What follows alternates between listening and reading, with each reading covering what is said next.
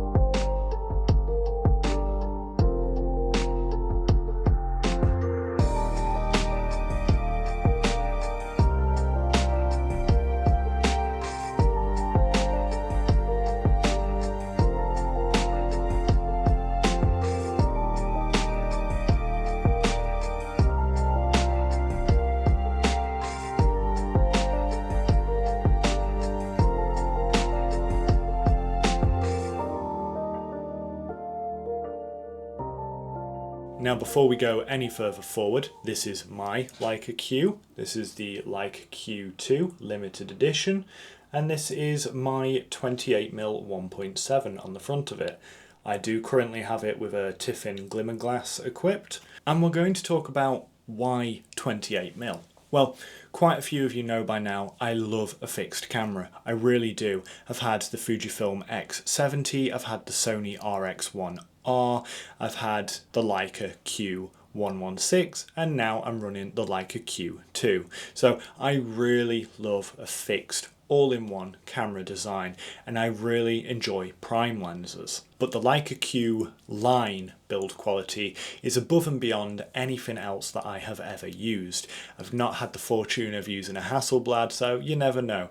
Maybe that'll change things, but as it stands, Hasselblad don't make a fixed camera yet. Watch this space. But let's get back to talking about 28mm and why I think it's the hardest focal length for me, but I also think it's the best focal length for me. So I've been using it for over a year, and I've done this specifically as a challenge to myself. The reason that I have done this is because I grew up using 35 and 50. I find them very, very natural focal lengths. When I look at a scene, I can see it in my eye that how it would compose in a 35 or a 50 aspect ratio. I don't see in 28mm yet. And I've got to say, 28mm is a lot less forgiving. Straight off the bat, you will have more in your scene. You will have more in focus because it's harder to get that separation when you're shooting on a wider lens. The other thing is I do a lot of portraiture of my wife, and 28mm is kind of seen as a bad choice as a portraiture lens, but I don't believe that. I think you can get good portraits on whatever lens you're willing to work with, as long as you know what to avoid and how to work the scene with the lens. I think there are ways that you can get nice environmental portraitures with any lens. And I think that comes more down to a photographer's skill than anything else. Now, while the lens is more difficult for portraiture, it is perfect for travel. And so far I've used the 28mm in two different ways. So I had the original Leica Q116 and now I'm using the Leica Q2.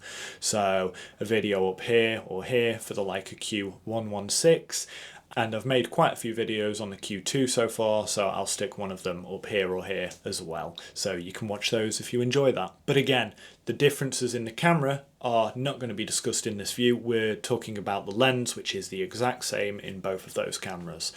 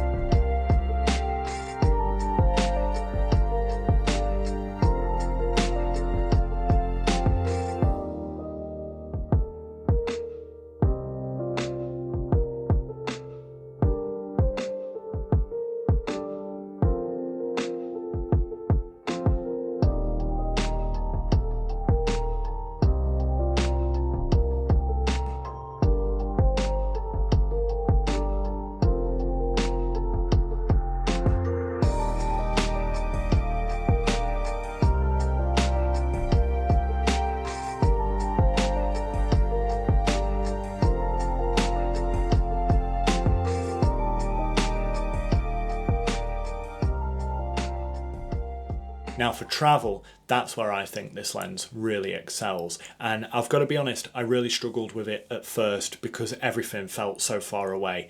Everything felt included in the scene.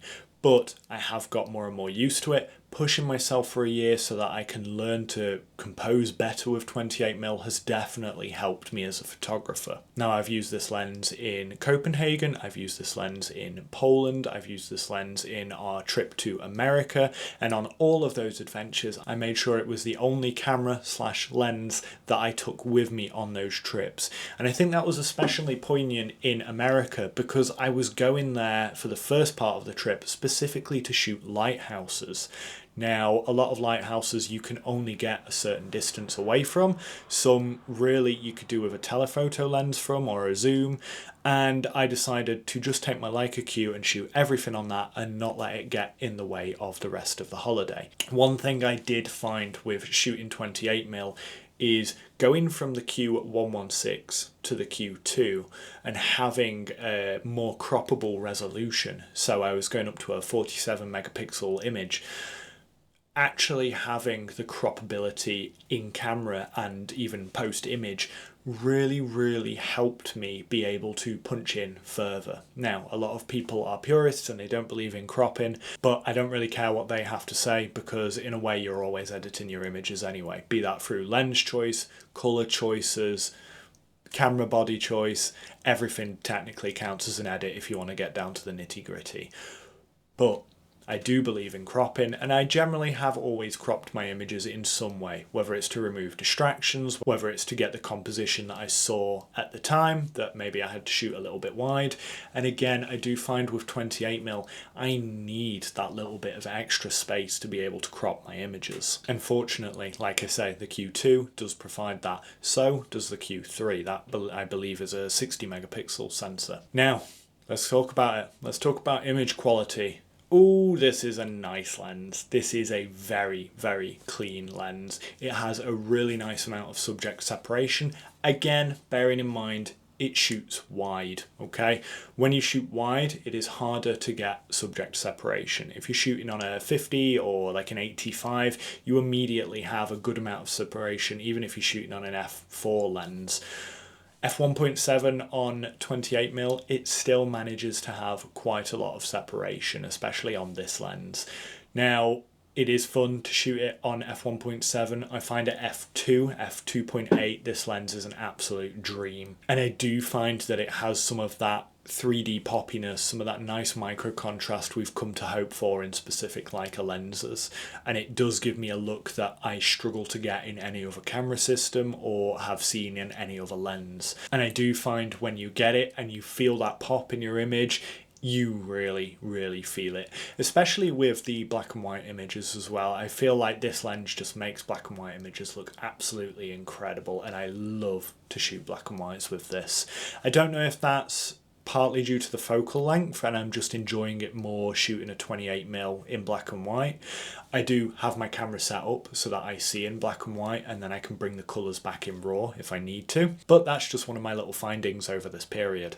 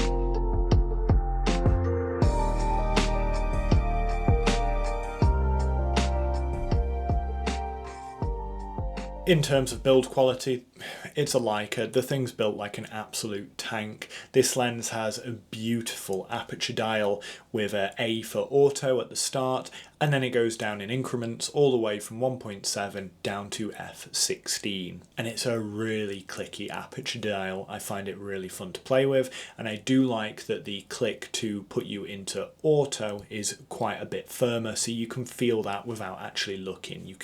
You can know intuitively that it is in auto aperture.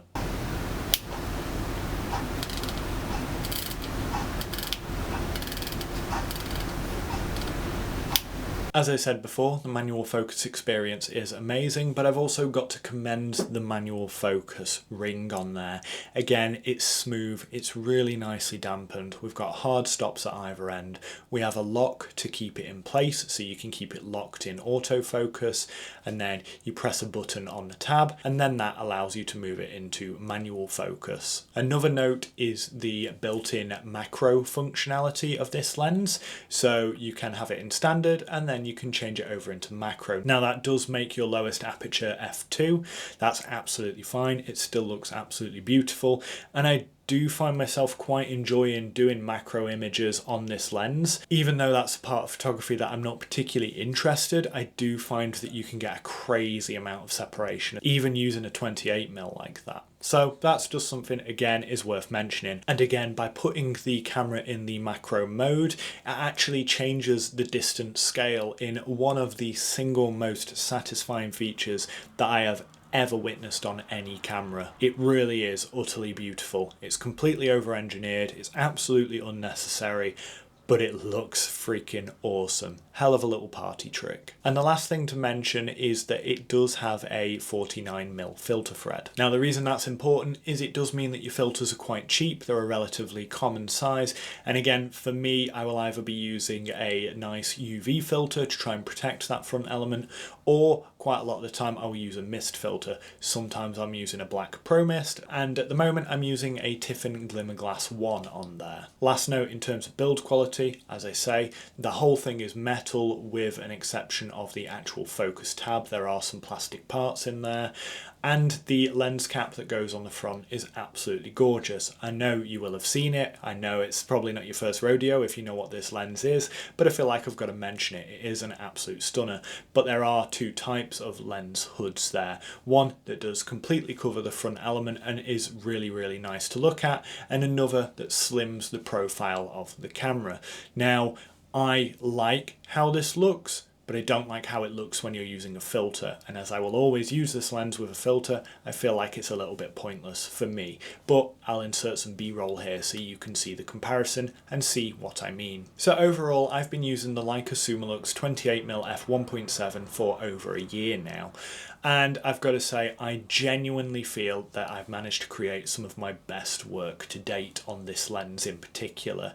I would be happy using any of the Leica line that have this, so the Q1, the Q2 or the Q3. They are all absolutely fantastic cameras, and this is the same lens that is in the Leica Q monochrome cameras that are known for having an absolute insane amount of detail because they've had the colour filter array removed, which means they are even sharper than the images that I'm currently able to get from my Leica Q2.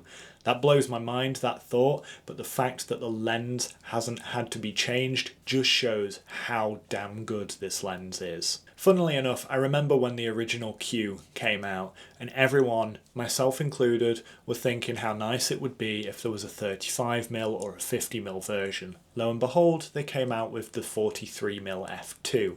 And while it's a brilliant camera and I would love to spend some time with one, I have no doubt that it would be a phenomenal lens as well.